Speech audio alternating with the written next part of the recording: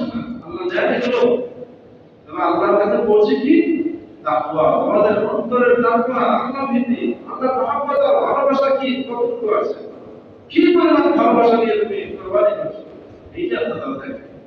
গোশত তোমরাই খাবে, রক্ত তোমাদের প্রয়োজনে ব্যবহার হবে, কিন্তু তোমাদের মনের যে ভালোবাসা কতটা আন্তরিকতা নিয়ে তুমি কুরবানি করছো, আল্লাহ তো এটা দেখেন, আল্লাহ অন্তর দেখেন।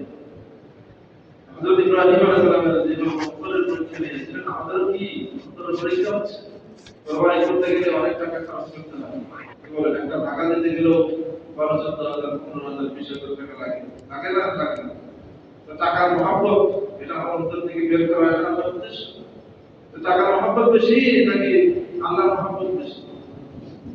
পশুর মহব্বত বেশি নাকি আল্লাহর মহব্বত বেশি? সম্পদের মহব্বত বেশি নাকি আল্লাহর মহব্বত বেশি? এটা আমার পরীক্ষা। পরীক্ষা আমাদেরকে উত্তীর্ণ হতে হবে। আল্লাহকে খুশি করার জন্য আমাদের সকলকে কি করতে হবে? কুরবানি করতে হবে। আল্লাহ তাআলা আমাদেরকে তৌফিক দান করুন। আল্লাহুম্মা সাল্লি ওয়া সাল্লিম ওয়া বারিক আলা নাবিয়িনা আল্লাহুম্মা